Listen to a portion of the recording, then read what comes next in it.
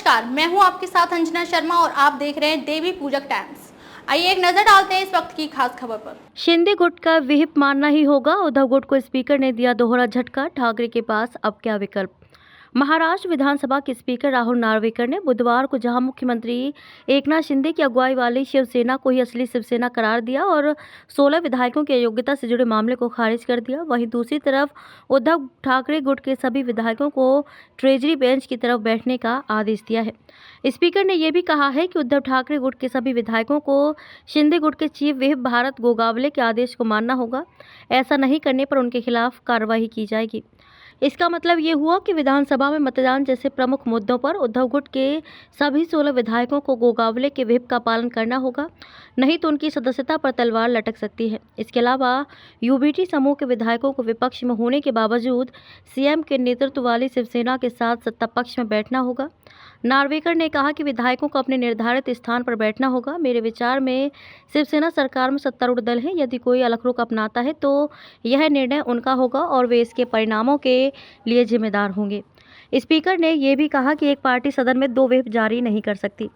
वैसे तो स्पीकर से अयोग्यता के मामले में ऐसे ही फैसले की संभावना जताई जा रही थी, लेकिन उद्धव ठाकरे गुट के विधायकों को शिंदे गुट का व्हिप मानने और ट्रेजरी बेंच की तरफ बैठने का आदेश यूबीटी के लिए बड़ा झटका है। ऐसे में सवाल उठने लगे हैं कि उद्धव ठाकरे अब आगे क्या करेंगे।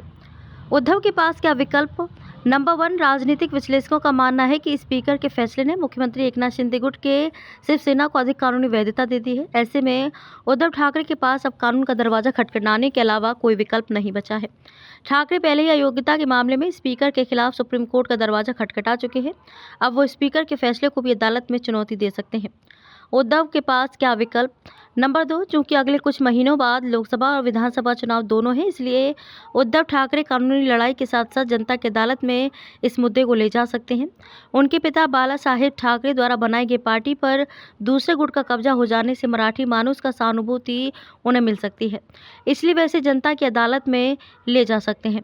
अगर उनके नेतृत्व वाले गुट के सांसदों और विधायकों की जीत होती है तो फिर से पलड़ा बदल सकता है। उद्धव के पास क्या विकल्प। नंबर 3, चुनाव आयोग पहले ही शिवसेना के चुनाव चिन्ह की लड़ाई में शिंदे गुट के पक्ष में फैसला सुना चुका है।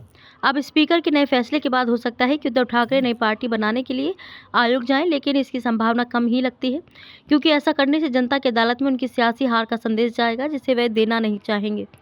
कुछ विश्लेषकों का मानना है कि उद्धव ठाकरे शिवसेना यूबीटी के नाम से ही अगला चुनाव लड़ेंगे और कोर्ट में भी पार्टी पर कब्जे की लड़ाई लड़ते रहेंगे। आपको बता दें कि सुप्रीम कोर्ट ने सुभाष देसाई के केस में कहा था कि पार्टी का संगठन महत्वपूर्ण होता है, इसलिए उद्धव ठाकरे गुट ने भी कहा है कि स्पीकर का फैसला कि शिंदे गुट ही असली शिवसेना है, कोर्ट का अपमान है और लोकतंत्र की हत्या है।